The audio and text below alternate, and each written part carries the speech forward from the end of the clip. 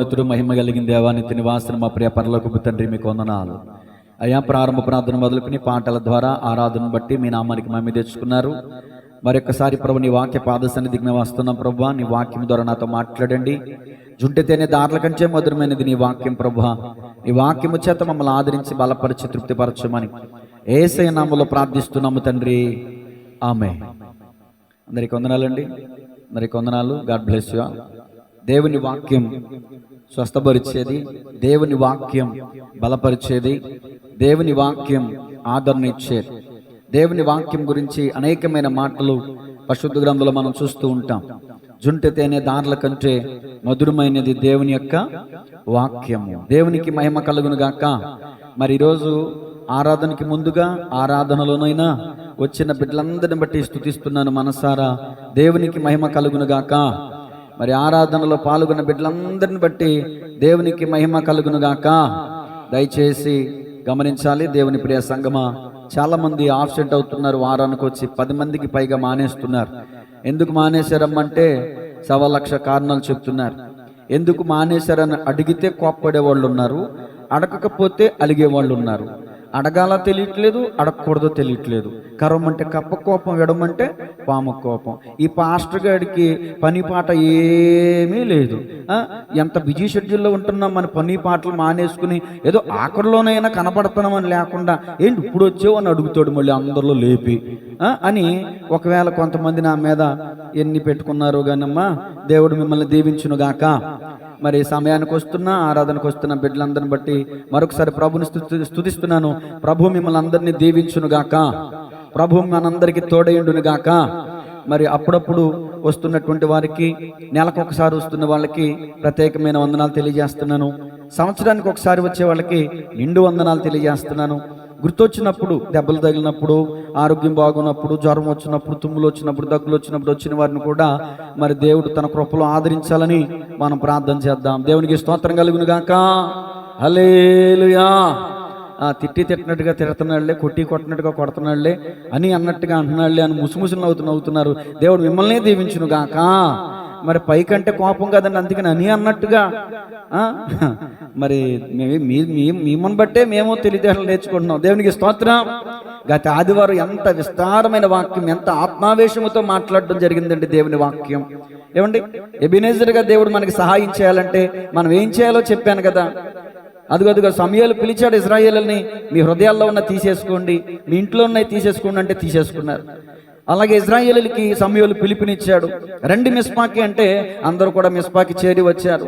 అందరూ కూడా ఉపవాసం ఉండి ప్రార్థన చేశారు, కన్నీరు విడిచారు, యేసయ్య పాదాలు పట్టుకున్నారు. అప్పుడు దేవుడు వారికి సహాయం చేశారు. మరి కృపామనిషి సంఘబిడ్డలందరినీ బట్టి కూడా నేను ఎంత ఆనందిస్తున్నానంటే, రాత్రి అసలు మందిరం ఖాళీ లేదనుకోండి, ఇసుక వేసినా రాళ్ళంత జనం వచ్చారు రాత్రి. మరి గత ఆదివారం వాక్యమిని ప్రతి హృదయం పగలగొట్టబడింది. ప్రతి హృదయం అసలు ఎంత వేదనతో గత ఆదివారం ప్రార్థన చేశారో, రాత్రి మీ అందరూ వచ్చి హాజరైనప్పుడు నాకు నిజంగా ప్రాణం తెప్పరిల్లిందనుకోండి. వాక్యానికి సమాధానం వచ్చింది ప్రభువా, వాక్యానికి జనులు స్పందించారు ప్రభువా, ఈ మందిరం సరిపోదునైనా ఇంకో పెద్ద మందిరం దయచే ప్రభువా అని ప్రార్థన చేశాను అనుకోండి రాత్రి. దేవునికి స్తోత్రం కలుగును గాక. ఏమండి, మరి మీ పనులు మానేసుకుని, మీ బిజీ షెడ్యూల్ని పక్కన పెట్టేసుకుని రాత్రి ఉపవాస కూడికి వచ్చిన ప్రతి వారిని బట్టి దేవునికి వందనాలు తెలియజేస్తున్నాను. రాలేకపోయిన బిడ్డలను బట్టి ప్రత్యేకమైన వందనాలు తెలియజేస్తున్నాను, నిండు వందనాలు తెలియజేస్తున్నాను. వాళ్ళకి వస్తే దండేసి సాలవ గప్పి సన్మానం కూడా చేయాలనిపిస్తుంది. కానీ ఏమంటే సాలవ కొంటకు డబ్బులు లేవు, డబ్బులు ఉన్నప్పుడు ఆ పని చేద్దాం. దేవుని స్తోత్రం చెప్పండి గట్టిగా, చెప్పండి, చప్పట్లు కొట్టండి ఒకసారి.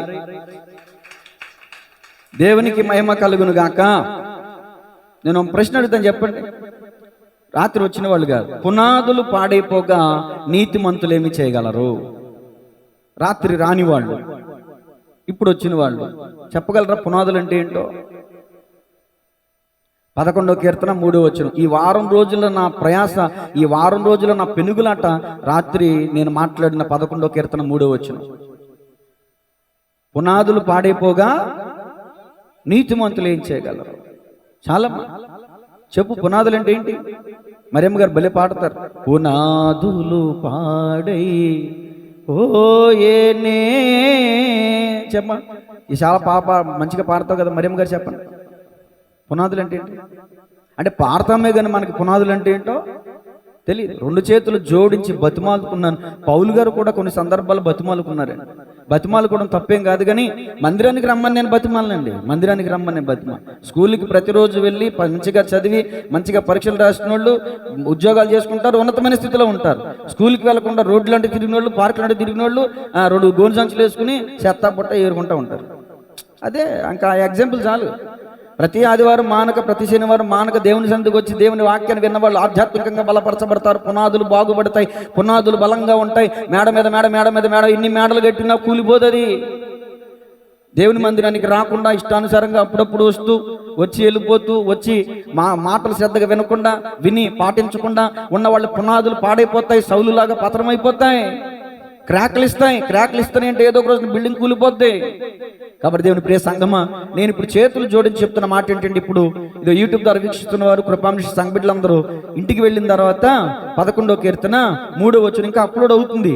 రాత్రి 45 నిమిషాలు చెప్పాల్సింది ఆ నడిపింపుని బట్టి గంట పావు చెప్పాను వాక్యం. నాకేం మధ్యమైంది. దేవునికి స్తోత్రం కలిగిందిగా. కాబట్టి వచ్చేవారం అడుగుతాను మిమ్మల్ని, పునాదులు అంటే ఏంటో, ఎన్నెన్ని రకాల పునాదులు ఉన్నాయో. 11వ కీర్తన 3వ వచనంలో ఆ కీర్తన రచించిన దావీదు యొక్క ఇంటెన్షన్ ఏంటో, అక్కడ పునాది దేనికి సాదృశ్యంగా చెప్పబడిందో వినండి. ఇంటికి వెళ్ళిన తర్వాత చక్కగా దుప్పటి ముసుకెట్టి పొడుగోమాకండి, కక్క మొక్కది వినండి. 11వ కీర్తన 3వ వచనం కీర్తనలు వినండి. స్త్రీల వర్తమానాలు వినని వారు వినండి, ఫాలో అవ్వండి. చాగళ్ళు అనే ప్రాంతం నుంచి ఫోన్ చేశారు ఒకడు, అయ్యగారు స్త్రీల వర్తమానాలు వింటుంది మా భార్య, చాలా బలపడుతున్నాం మేము, ఇదో సమర్పణ చేసేసుకుంది అని. దేవునికి స్తోత్రం కలుగునుగా. ఇలా బయట నుంచి సేవకులు నాకు కనబడించినప్పుడు, నాకు ఫోన్ చేసినప్పుడు, తమ్ముడా లేకపోతే సురేష్ అని వాళ్ళు నాకున్నట్టు స్వతంత్రంతో చక్కని స్పందన, ఇదిగో మీరు మాట్లాడుతున్న మాటలు మేము షార్ట్ వీడియోలో చూస్తున్నాం, దేవుడు మిమ్మల్ని వాడుకుంటారు, దేవుడు మిమ్మల్ని బలపరుస్తాడని నాకు ప్రాఫిట్ ఇస్తున్నారు, ప్రవచనం ఇస్తున్నారు. నాకు దైవజనులు స్పందిస్తున్నారు, ఇతర సంఘాల వారు స్పందిస్తున్నారు. మన కృపా మినిస్ట్రీ సంఘం తప్ప. మరి నిద్రపోతున్నారా, బద్ధకంగా ఉన్నారా, సోమరితనంలో ఉన్నారా, ఏ స్థితిలో ఉన్నారో నాకు తెలియదు, కానీ సరే నేను వాక్యంలోనికి వెళ్తున్నాను. చూసుకోండి, సమయం 11 గంటల 15 నిమిషాలు దాటింది. 12 గంటలకే ముగిస్తాను, 45 నిమిషాలే మాట్లాడతాను. సంతోషంగా ఉన్న వాళ్ళు దేవునికి స్తోత్రం చెప్పండి. గంటన్నర చెప్పండి, పర్లేదన్న వాళ్ళు దేవునికి స్తోత్రం చెప్పండి. 45 నిమిషాలు అంటే సంతోషం వచ్చేసింది, వాళ్ళు చెప్పేశారు, దానికి చెప్పేశారు, దీనికి చెప్పేశారు. దేవునికి స్తోత్రం. ఇప్పుడు చెప్పండి నిద్రపోతున్న వాళ్ళు గట్టిగా హల్లెలూయా.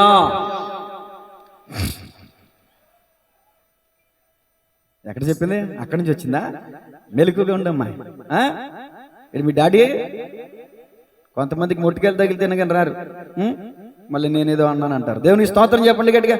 తిట్టే నోరు తిరిగే నోరు అంటండి, ఆ తిట్టే నోరు తిరిగే కాలంట ఆగదంట. కొద్దిగా నా నోరు కొద్దిగా ఆఫ్టింగ్లో ఉండాలని ప్రార్థన చేయండి. సమూయేలు మొదటి గ్రంథం 7వ అధ్యాయం 3వ వచనం. ఈ రోజు మన వాక్య ధ్యానాంశం, క్షమించాలి, మూలవాక్యం చదువుకుందాం ముందు. పరమగీతం 1వ అధ్యాయం 3వ వచనం తీయకుండా చెప్పేయాలి. నీవు పూసుకొని పరిమళ తైలము సువాసన గలది, నీ పేరు పోయబడిన పరిమళ తైలముతో సమానము, కన్యకలు నిన్ను ప్రేమించుదురు. పార్ట్ 8. దేవుడు మిమ్మల్ని దీవించును గాక.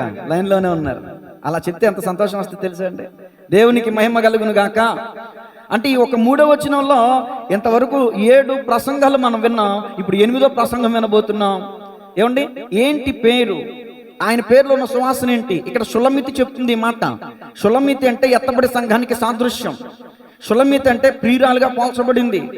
అంటే షులమితి అంటే ఇక్కడ డైరెక్ట్గా చెప్పాలంటే మీరే, క్రీస్తు రక్తం ద్వారా కడగబడిన మీరు, నేను, క్రీస్తు గాయములో నుంచి ఉద్భవించబడిన సంఘము, ఎత్తబడే సంఘానికి సిద్ధపరచుకున్న, సిద్ధపాటు కలిగిన పెండ్లి, ఆ యొక్క ఏమంటారు, వెయిటింగ్ రూమ్, విడిది గదిలోనికి వెళ్ళి ఆ పెళ్లి కొరకు సిద్ధపరుస్తారు కదా పెళ్లి కుమార్తెని. ఆ విధంగా సిద్ధపరచుకున్న కన్యకే షులమితి. మీరు, నేనే ఆ షులమితి. షులమితి ఏమంటుందంటే దేవుణ్ణి ఆరాధిస్తుంది, కన్యకులు నిన్ను ప్రేమిస్తారు. ఎందుకు ప్రేమిస్తారు? ఆయన సువాసన అంత గొప్పది, ఆయన సువాసనలో ఉన్న పరిమళం అలాంటిది. ఏంటి ఆయన పేరేంటంటే యెహోవా నిస్సి, యెహోవా ఈరే, యెహోవా షాలోమ్, యెహోవా ఎల్రోయ్, యెహోవా ఎలోహిం, యెహోవా ఎబినేజర్. ఈ పేర్లన్నీ చెప్పాను. ఇంకా మరి కొన్ని విషయాలు. ఇప్పుడు గత ఆదివారం నేనేం చెప్పాను?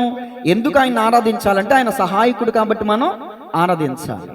ఇప్పుడు నేను చెప్పాలనుకున్నటువంటి మాటని ఇప్పుడు ఎలా చెప్పాలనుకున్నానంటే ఒక ఉదాహరణ చెప్తాను. ప్రతి ఆదివారం వెళ్ళకపోతే ఏమైపోద్దో అని భయంతో రాకూడదు మందిరానికి. అర్థమవుతుందండి? ఆయన ఆజ్ఞలను గైకొనుటయే ఆయనను ప్రేమించుట.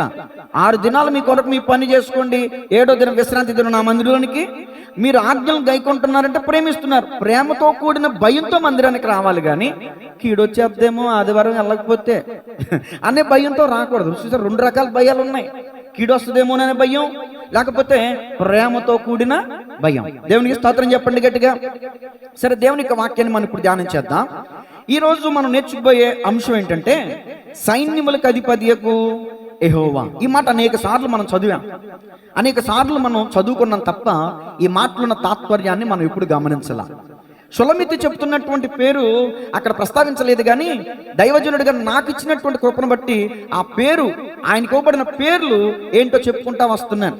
కొన్ని సందర్భాల్లో దేవుడే ప్రత్యక్షపరుచుకున్నాడు, కొన్ని అనుభవాలను బట్టి కొంతమంది భక్తులు కొన్ని పేర్లతో పిలిచారు. అంటే పరమగీతం 1వ అధ్యాయం 3వ వచనం ద్వారా మనం నేర్చుకోవాల్సింది ఏంటంటే దేవుణ్ణి ఆరాధించవలసిన స్థితిలో సంఘం ఉండాలి. దేవుణ్ణి ఎలా ఆరాధించాలి, ఎందుకు ఆరాధించాలి, ఎందుకు ఆయన ఆరాధనకు యోగ్యుడు అనే విషయాలన్నీ ఈ 3వ వచనంలో వస్తున్నాయి. అర్థమైందన్న దేవుని స్తోత్రం చెప్పండి. సరే, ఇప్పుడు యెహోవా సబ్బాత్ రాసుకోండి. సైన్యములకు అధిపతి యెహోవా అనే పేరు తెలుగు, హిబ్రూ భాషలో యెహోవా సబ్బాత్. ఇది 10వ పేరు అనుకుంటా. 10వ పేరు పార్ట్ 8. అంటే ఇంతకు ముందు 9 పేర్లు చెప్పాను, ఇది 10వ పేరు యెహోవా సబ్బాత్. సైన్యములకు అధిపతి యెహోవా.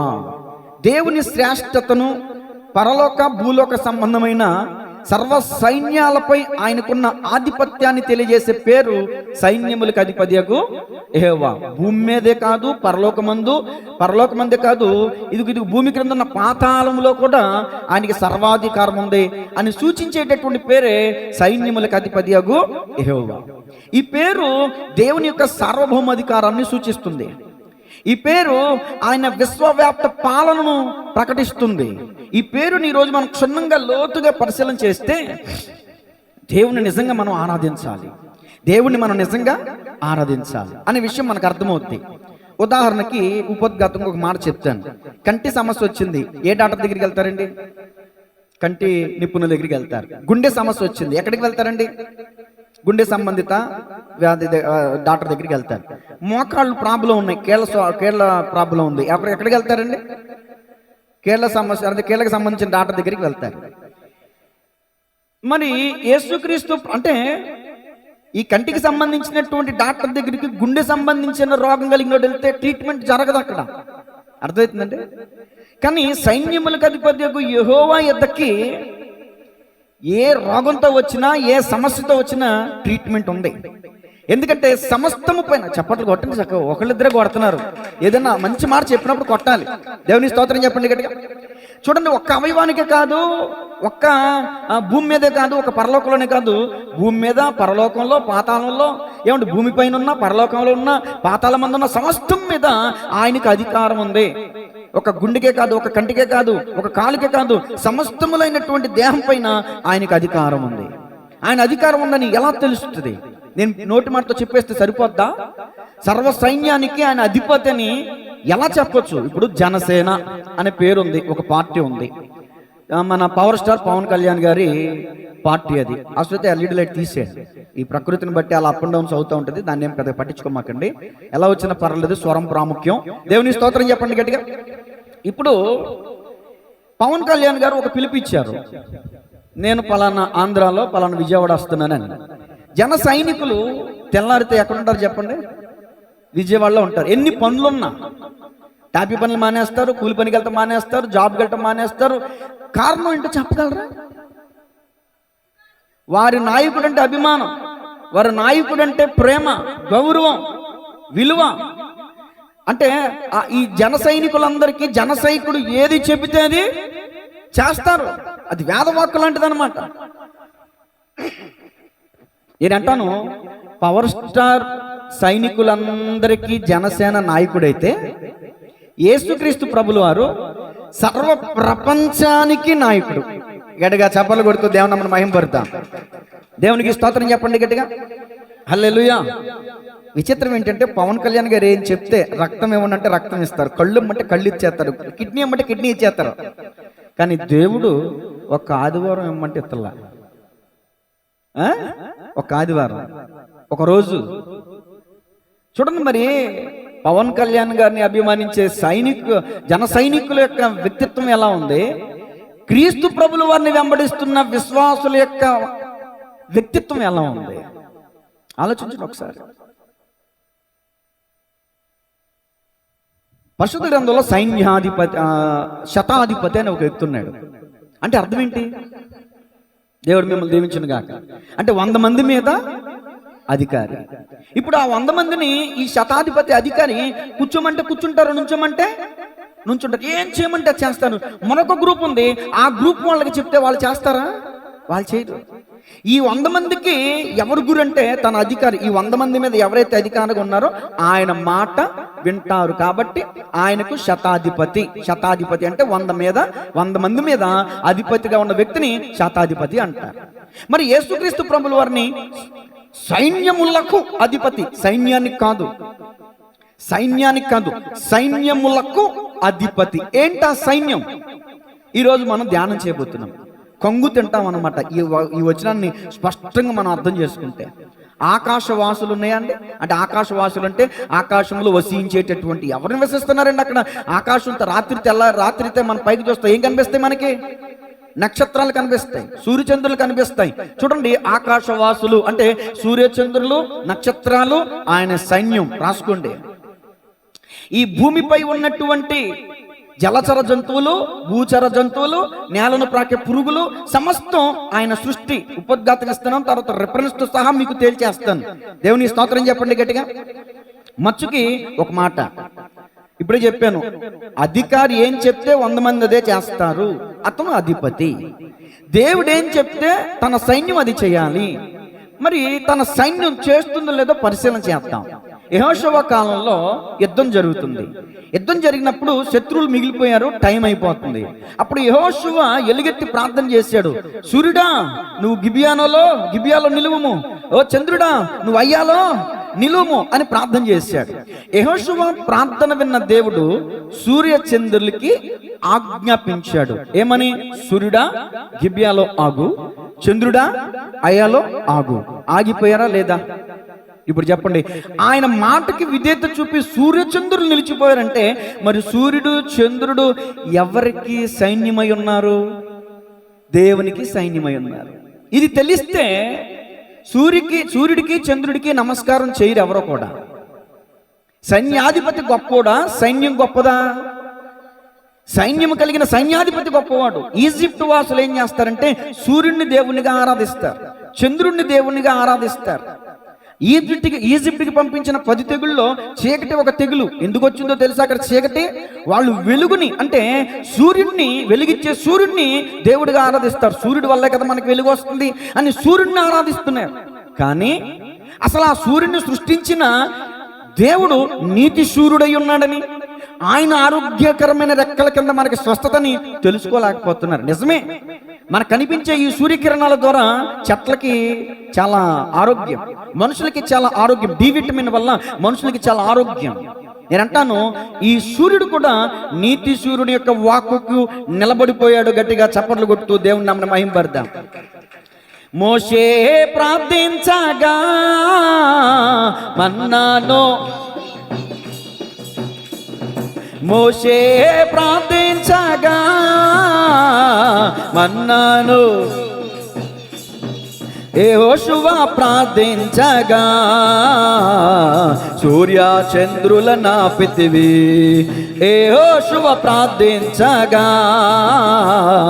సూర్య చంద్రుల నాపితివి. యెహోవా నీ నామము ఎంతో బలమైనది, ఎంతో ఘనమైనది, ఎంతో ఘనమైనది యెహోవా నీ నామము. హల్లెలూయా. మీకు రిఫరెన్స్ ఇచ్చానా? సమూయేలు మొదటి గ్రంథం, సమూయేలు మొదటి గ్రంథం 1వ అధ్యాయం 3వ వచనం చూడండి. సమూయేలు మొదటి గ్రంథం మొదటి అధ్యాయం 3వ వచనం. ఇతడు షిలోహునందున్న అదిగదిగో నోట్ దిస్ పాయింట్. ఇదే మీరు రూతు గ్రంథం వరకు ఈ పేరు ఎక్కడ మీకు కనబడదు.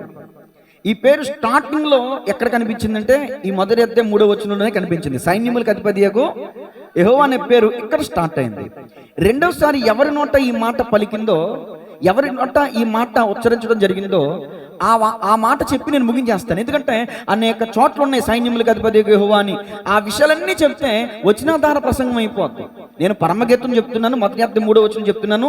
దాని యొక్క కాన్సెప్ట్ ఏంటంటే, దాని యొక్క సబ్జెక్ట్ ఏంటంటే, దేవుడు ఆరాధనకు యోగ్యుడు. దేవుణ్ణి ఎందుకు ఆరాధించాలంటే ఆయన సైన్యములకు అధిపతి యెహోవా, అందుకని ఆయన్ని మనం ఆరాధించాలనే విషయాన్ని నేను చెప్తున్నాను.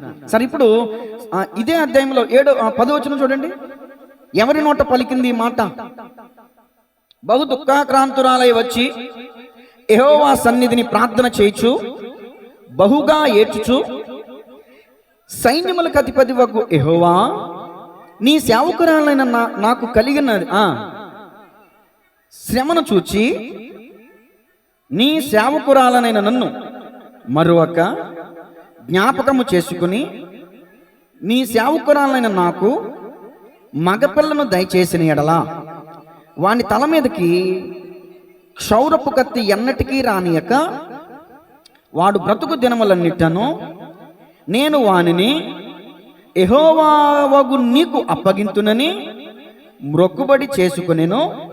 ఆమె యెహోవా సన్నిధిని ప్రార్థన చేయుచుండగా ఏలి ఆమె నోరు కనిపెట్టుచుండెను. ఇంకా ఈ విషయాలన్నీ మనకు తెలుసు, అనేక సార్లు నేను చెప్పాను. స్త్రీల ప్రసంగాల్లో కూడా హన్నా గురించి నేను చెప్పాను. ఏమంటే ఇంకా లోతుగా కావాలంటే స్త్రీల ప్రసంగాల్లో ప్లేలిస్ట్లో యూట్యూబ్లో హన్నా ఉంటుంది, వినండి. ఇక్కడ నేను ఏం తీసుకుంటున్నానంటే, హన్నా దేవుని సన్నిధికి వచ్చింది. ఎలా వచ్చింది? అక్కడే ఉంది మాట, దుఃఖక్రాంతురాలై వచ్చింది.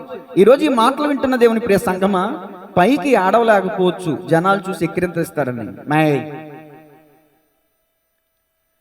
దేవుని ప్రియ సంగమా గమనించండి, పైకి మీరు దుఃఖంతో రాలేదేమో, పైకి మీరు ఏడుస్తూ రాలేదేమో, కానీ మీ హృదయం నిండా పుట్టుడు దుఃఖంతో వచ్చిన వాళ్ళు ఉంటారు ఖచ్చితంగా. అవునంటా కాదంటారా? పోనీ అందరూ కాకపోయినా ఒక్కళ్ళైనా హృదయం నిండా దుఃఖం పెట్టుకుని దేవుని మందిరానికి వచ్చిన ఓ సహోదరి, ఓ సహోదరుడు ఎవరో ఒకళ్ళు ఉండొచ్చు. వాళ్ళు బహు దుఃఖాక్రాంతుడుగా మందిరానికి వచ్చి ఏం చేయాలంటే ప్రార్థన చేయాలి. అన్న ప్రార్థన చేస్తుంది. వాళ్ళ ముఖాలు వీళ్ళ ముఖాలు చూడట్లా, వాళ్ళని వీళ్ళని పరిశీలన చేయట్లా, వాళ్ళ వైపు వీళ్ళ వైపు చూడట్లా, నేరుగా దేవునితోనే మాట్లాడుతుంది. ఏమని ప్రార్థన చేస్తుందంటే, అయ్యా ఇదిగో నేను వివాహమై కొన్ని సంవత్సరాలు అయింది, నాకు పిల్లలు లేరు. ఈమె భర్త పేరు ఏంటండి? ఎల్కానా, అంతేనా? ఎల్కానా. ఈమె తోడుకోడల పేరేంటండి? తోడుకోడలేనా? సవితి పేరేంటి? పెనిన్నా. పెనిన్నాకి పిల్లలు ఉన్నారు, ఈమెకి పిల్లలు లేరు. ఒక భర్త, ఇద్దరు భార్యలు. ఓ భార్యకేమో పిల్లలు కలిగారు, మరో భార్యకి పిల్లలు లేరు. ఇప్పుడు ఈ పిల్లలు కలిగినటువంటి తల్లితో మామూలు శోధన ఉంటుందా? ఏమండి పెద్ద ఆయన గారు చెప్పాలి, మామూలు శోధన ఉంటుందా? ఏమిటంటే కాపురం చేస్తున్నావు కానీ ఏంటా నీ పద్ధతి అంటే, నీ ఉద్దేశం ఏంటి అంటే ఆమె ఏం చేస్తుంది? నీకు పుట్టినట్టు నువ్వు నూరు మోసుకుని ఉంటావా? ఉండవు.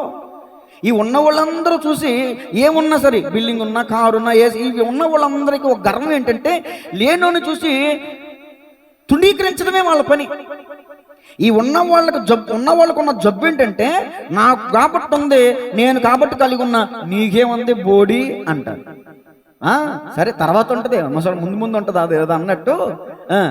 అప్పుడు ఈ హన్నా బహు దుఃఖాక్రాంతురాలై ఎందుకు వచ్చిందంటే, తనకి పిల్లలు లేకపోవటం ఒక కారణమైతే, ఈ దెప్పిపొడుపు మాటలు పడి, ఈ దెప్పిపొడి మాటలతో బతకలేక, సూటిపొట్టు మాటలతో పడలేక, కొంత 50% పిల్లలు లేని బాధ, 50% తన సహోదరే, తన భర్తకి మరొక భార్య, ఆమె అనే మాటలకి గాయపడి మందిరానికి వచ్చింది. ఈ మాటలు వింటున్న మీలో కూడా ఎందుకు మీ ఇరుగు పొరుగు వారో, మీ అయినోళ్ళో, కానోళ్ళో, బంధువులో ఎవరో ఒకళ్ళు సూటిపొట్టి మాటలు మిమ్మల్ని పొడుస్తూ ఉంటారు కదా. ఒకవేళ ఆ మాటలతో కూడా నువ్వు ఈ మందిరానికి వచ్చి దుఃఖంతో వచ్చి నువ్వు ప్రార్థన చేస్తున్నావేమో, దేవుడు ఈరోజు నీతోనే మాట్లాడుతున్నాడు. దేవునికి స్తోత్రం చెప్పండి గట్టిగా. ఏం మాట్లాడుతున్నాడు? అసలు ఆమె తీసుకునే తీర్మానం ఏంటో చూడండి. సైన్యములకు అధిపతికి యెహోవా అని ఉచ్చరించింది. అసలు స్టార్టింగ్ మాట్లాడటమే సైన్యములకు అధిపతి యగు యెహోవా. ఏంటా సైన్యం అనేది నేను వివరిస్తాను తర్వాత. అసలు సైన్యం మాత్రమే కాదు, ఒక స్త్రీ కడుపులో ఒక పిండ రూపం ఉద్భవించజేయబడాలన్నా దేవుని అధికారం ఉండాలంట, దేవుని సెలవు ఉండాలంట. అంటే దేవుని సెలవు లేకుండా ఒక స్త్రీ తన కడుపులో గర్భాన్ని ధరించలేదు అనే సంగతి ఎంతమందికి తెలుసు? అందుకని 127వ కీర్తన 3వ వచనంలో ఉంది, కుమారులు గర్భఫలము. అంటే దాని అర్థం ఏంటి? ఆయన ఇచ్చు బహుమానం. అంటే దేవుని సెలవు లేకుండా, ఆయన ఆజ్ఞాపించకుండా, ఆయన చిత్తం లేకుండా నీవు నేను ఈ కన్న పిల్లల్ని మనం పొందుకోలేదనే సంగతి మనం తెలుసుకోవాలి. దేవునికి ఉన్న అధికారం సైన్యం మీదే కాదు. ఓ స్త్రీ కడుపులో ఒక పిండం పుట్టాలన్నా, పిండం ఉద్భవింప చేయబడాలన్నా, ఆ పిండం అభివృద్ధి చెందాలన్నా, ఆ పిండం ప్రాణం పోసుకోవాలన్నా, తల్లి గర్భంలోంచి బయటికి రావాలన్నా, ఎదిగి పెద్దవాళ్ళన్నా, మనుషుల దయలో దేవుని దయలో వర్తిల్లాలన్నా దేవుని కృప ఉండాలి, దేవుని సెలవు ఉండాలి. దేవునికి స్తోత్రం కలుగునుగా. ఇక్కడ హన్న అది గమనించింది. అయ్యా, నువ్వు సైన్యములకు అధిపత్యకు యెహోవావి, ఇది నీకేమన్నా అసాధ్యమా? నాకు పిల్లలు కలగటం అనేది ఇదిగో నాకు నా భర్తకి అసాధ్యమేమో, కానీ నీ కృప ఉంటే, నీ సెలవు ఉంటే, నువ్వు ఒక మాట సెలవిస్తే నేను గర్భాన్ని ధరిస్తాను కదా. ఏమైనా చేయగలవు కథ మొత్తం మార్చగలవు, నీ నామముకే మహిమంతా తెచ్చుకొందువు. ఏమైనా చేయగలవు. చప్పట్లు. రెండోసారి కలిసి పాడదాం. యేసయ్యా యేసయ్యా నీకే నీకే సాధ్యము. యేసయ్యా యేసయ్యా నీకే నీకే సాధ్యము. నీకే నీకే సాధ్యము. హల్లెలూయా. ఆ కన్నీటిని చూశాడు, ఆ నోటిని చూశాడు, ఆ మాటలను చూశాడు, ప్రార్థన విన్నాడు. ఆమె మధ్యమత్తులో ఉందేమో అని పొరబడ్డాడు. తర్వాత ఆ మంది నన్ను పనికిమాలిన దానికి ఎంచొద్దు, నేను మద్యం బత్తులో లేను, నేను బాధలో చింతాక్రాంతురాలై ఉన్నాను, నేను మద్యం మత్తులో లేను, చింతాక్రాంతులై ఉన్నాను. అంటే ఒక మద్యం తాగి ఇల్లు ఒళ్ళు తెలియకుండా పడిపోయేటటువంటి వ్యక్తి ఎలా ఉంటాడో, చింతలో మునిగిపోయేవారు అలా ఉంటారన్నమాట. ఏం అర్థం కాదు ప్రపంచం, ఏం చేస్తారో తెలియదు, ఏం మాట్లాడతారో తెలియదు, ఎందుకు ఏడుస్తారో తెలియదు. చింత అంత భయంకరమైంది. నేను చింతలో ఉన్నానయ్యా దైవజనుడా, నా ఏలినవాడా. మీలో ఎవరన్నా మందిరానికి వచ్చారండి? మందిరానికి వస్తే నేనే అలా అపార్థం చేసుకున్నా. అపార్థం చేసుకున్నప్పుడు మీరు అర్థమయ్యేలాగా చెప్తారా? ముఖం పగిలిపోయినట్టు ఒక మాట అనేసి వెళ్ళిపోతారా దులిపేసి? ఒక చోట ప్రార్థన జరుగుతుందండి. ఓ దైవజనుడు, అమ్మా నువ్వు అలా చదివావు, అలా కాదు ఇలా అంటే బైబిల్ మూసి నీకు దండం అని చెప్పి వెళ్ళిపోయింది ఇంట్లోకి. నాకు గొప్ప పగిలిపోయింది. దేవునికి స్తోత్రం కలుగునుగా. అమ్మో మా ఆత్మీయ బిడ్డలు అలాంటి వాళ్ళు ఎవరు లేరులే అనుకున్నాను. దేవునికి మహిమ కలుగునుగాక. ఏదైనా ఉంటే తర్వాత చెప్పుకుంటారులే నా గురించి, తర్వాత వెనకాల మాట్లాడుకుంటారులే, కానీ ఇలా ముఖం మీద దవడ మీద కొట్టినట్టు నీకు దండవని ఎవరు? దేవునికి స్తోత్రం చెప్పండి గట్టిగా. ఆశ్రయిత నాలో నచ్చింది ఏదైనా ఉంటే మీరు ఇంటికి వెళ్ళిపోయాక చక్కగా ఫోన్లు చేసుకుని, అక్క చెల్లె విన్నావా పాస్టర్ గారు ఏమన్నాడు చెప్పుకుంటారేమో, కానీ ఇలా ముఖం మీద ముఖం పగలు కొట్టి మాట్లాడరు. అందుకని మిమ్మల్ని బట్టి నేను సంతోషిస్తున్నాను. దేవునికి మహిమ కలుగునుగాక. వెనకాల మాట్లాడుకునే వాళ్ళని బట్టి కూడా దేవునికి మహిమ కలుగునుగాక. దేవుని స్తోత్రం చెప్పండి. అప్పుడు దైవజనుడు ఒక వాగ్దానం ఇచ్చాడమ్మా, మరలా ఇదిగో నీవు మనవి చేసుకున్న దాన్ని దేవుడు విన్నాడు, నీవు మనవి చేసుకున్న దాన్ని దేవుడు నీకు ఇస్తాడు. ఆ వాగ్దానం పట్టుకుని దైవజనుడు ఇక్కడ నిలబడి ఇప్పుడైతే వాక్యం మాట్లాడుతున్నప్పుడు కొన్ని ప్రాఫిట్స్ వస్తూ ఉంటాయి, నాకు తెలియకుండానే మాట్లాడుతూ ఉంటాను.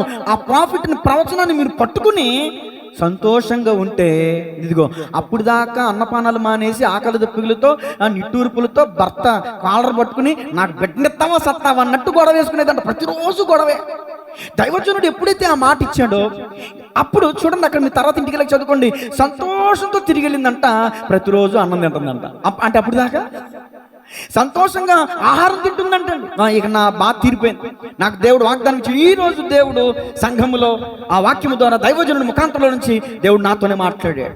నా బాధను కూడా తీరుస్తాడు, నా దుఃఖానికి ప్రతిగా స్తుతి వస్త్రాన్ని కలగజేస్తాడు, నా కన్నిటిని నాట్యంగా మారుస్తాడు అని హన్న వల్లే నీవు కూడా సైన్యములకు అధిపతికి యెహోవా నీకు అసాధ్యమైనది ఏముందయ్యా అని నువ్వు ప్రార్థన చేయగలిగితే ఆమె గర్భాన్ని తెరిచిన దేవుడు ఇదిగో నీ ఇంట్లో ఉన్న సమస్యల్లో దేవుడు ఆకాశ ద్వారాన్ని తెరుస్తాడు. నమ్మితే గట్టిగా చప్పలు కొడుతూ ధ్యానం మహింపడతాం. 1 లేదా 2 మాటలు ఉంటేనే కానీ మనం దాన్ని నిర్ధారణ చేసుకోవడానికి వెళ్ళారు. ఏంటి అన్నకి గర్భఫలం ఇస్తే మీరు చెప్పేస్తారా ఒక స్త్రీ కడుపులో గర్భఫలం విషయంలో కూడా దేవునికి అధికారం ఉందని? నమ్మరు కొంతమంది. అలాంటి వాళ్ళకి మరొక వచనం చూపిస్తానండి, చూడండి. ఆదికాండము 20:18 ఆయన తెరవటం మాత్రమే కాదు, మూయడానికి కూడా అధికారం కలిగిన వాడు ఆయన.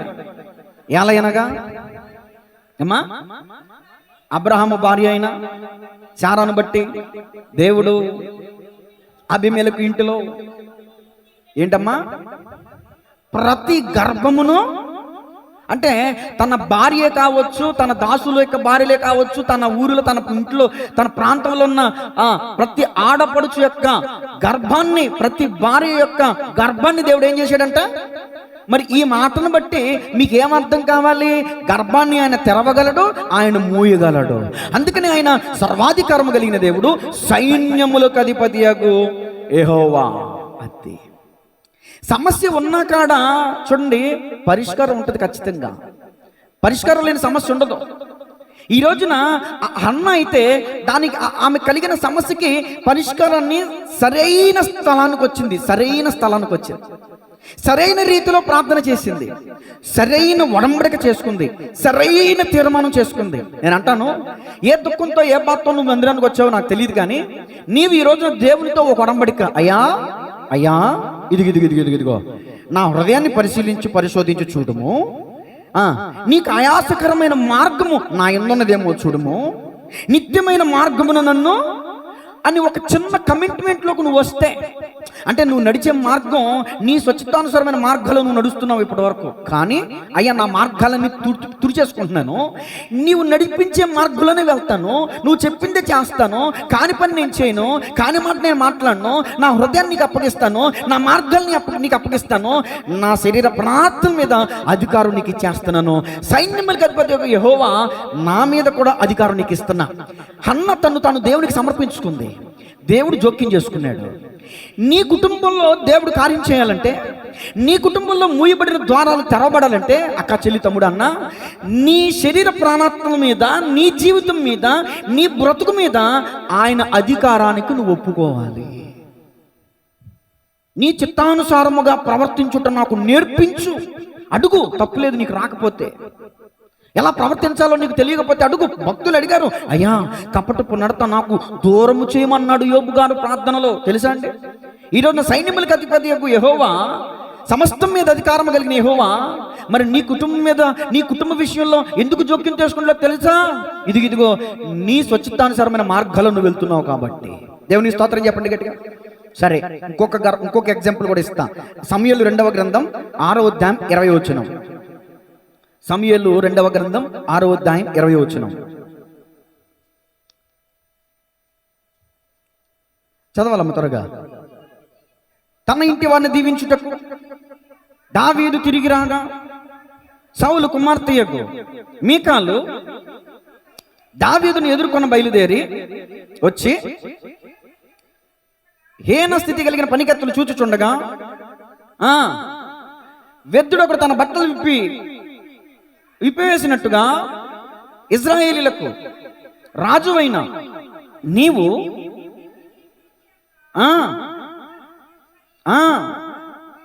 అపహాసం చేసినందున చాలు. తర్వాత 23వ వచనం, మరణం వరకు సౌలు కుమార్తెకు మీకాలు పిల్లలు కనకయుండెను. కారణం ఏంటి? నెంబర్ 1, మందసం వస్తున్నప్పుడు మందసం మార్గంలో ఊరేగింపుగానో లేకపోతే దాని స్థలంలో ఉంచడానికో మందసాన్ని తీసుకొస్తున్నప్పుడు దావీదు నాట్యం, డాన్స్ వేరు, పిచ్చి గంతులు వేరు, కుప్పి గంతులు వేరు, ఈ కలపులో పబ్బుల్లో వేసే గంతులు వేరు. ఇప్పుడు నేను అన్నాను కదా అని మీరు వచ్చేవారు నాట్యాలు ఆడతారేమో కానీ దేవునికి స్తోత్రం కలుగును గాక. చాలా మందిరాల్లో నాట్యాలు ఆడేస్తున్నారు, భరతనాట్యం. అమ్మ ఈ మాట అనకూడదు, నన్ను క్షమించును గాక. ఏ పడితే అది మంచిదేమో కానీ, అన్యుల పరంగా హిందువుల పరంగా అది మంచిదే కానీ, ఈ పిచ్చి డాన్స్లు వేస్తారు చూడండి క్లబ్బుల్లో, అలాంటి డాన్స్లు వేసేస్తున్నారు. ఏళ్ళు కేకలు, విజిల్స్, పెద్ద పెద్ద భారీ. నేను అరవకూడదు ఇక్కడ, నేను ఎందుకంటే దేవుని సన్నిధిలో బలిపీఠం దగ్గర ఉన్నాను నేను. పోనీ అలా అరుస్తూ పెడతామంట కూడా నాకు స్వరం రావట్లా. అంటే అలా అరుస్తారంటాను కూడా నాకు చెప్పబుద్ధి కావట్లా. వాక్యం ఉంది, దేవుడు అల్లరికి కర్త కాదు. ఈ రోజున దేవుడి పేరు చెప్పి అల్లర్లు. కానీ దావీదు ఆత్మలో పరవశించి నాట్యం ఆడాడు, దేవుణ్ణి ఆరాధించాడు. నెంబర్ 1, మందసం వస్తున్నప్పుడు ఇంట్లో ఉండటం కాదు, వచ్చేయాలి, బయటకు వచ్చేసి మందసానికి సాగిలిపడాలి. నువ్వు ఎవరివైతే ఏంటి, రాజకుమార్తె అయితే ఏంటి, ఎవరివైతే ఏంటి. ఆమె రాకపోగా, దేవుణ్ణి ఆరాధించకపోగా, దేవుణ్ణి ఆరాధిస్తున్నటువంటి దావీదును చూసి హేళన చేసింది. నువ్వు రాజువేనా, ఇట్లా బట్టలు పెట్టి గంతులు వేస్తావా ఛీ అని సేదరించుకుంది. దేవుడు చూశాడు. అంతే. ఒక స్త్రీకి ఏదైతే, ఒక స్త్రీ, ఈమె ఒక అమ్మాయి, ఒక తల్లి, ఒక పుట్టినప్పుడు ఒక ఆడబిడ్డగా 25%, మెచ్యూర్ అయిన తర్వాత 50%, పెళ్ళైన తర్వాత 75%, పిల్లలు పుట్టాక 100%. ఒక స్త్రీ యొక్క జీవితం పరిపూర్ణత చెందేది ఏంటంటే ఈ 4 విషయాల్లో జరిగినప్పుడు. నెంబర్ 1, పుట్టినప్పుడు, మెచ్యూర్ అయినప్పుడు, పెళ్ళైనప్పుడు, పిల్లలు పుట్టినప్పుడు. ఈ 4 విషయాల్లో ఏ ఒక్క సందర్భం లేకపోయినా ఆ అమ్మాయి యొక్క జీవితం సంపూర్ణత అనిపించుకోదు, ఆ జీవితానికి విలువ ఉండదు, ఆ జీవితానికి ఒక భాగ్యం ఉండదు. మీకాళ్ళకి పెళ్ళయిందేమో కానీ మరణం వరకు పిల్లలు లేకుండానే చనిపోయిందంట, గొడ్రాలుగానే చనిపోయిందంట. కారణం ఏంటో తెలుసా? దైవజనుడైన లేకపోతే రాజైన సేవకుడైన దావీదును చూసి హేళన చేసింది. దేవుని మహిమపరచలేదు, ఒకటి రాజుని హీనపరిచింది. మన ఇంట్లో కూడా, మన కుటుంబాల్లో కూడా కొన్ని ద్వారాలు మూయబడతాయి. కారణం ఏంటో తెలుసండి? మన అతిక్రమాలే కారణం. ఇంతకు ముందు చెప్పాను మీకు, అబీమెలెకు ఇంట్లో ప్రతి గర్భాన్ని దేవుడు ఏం చేశాడంట?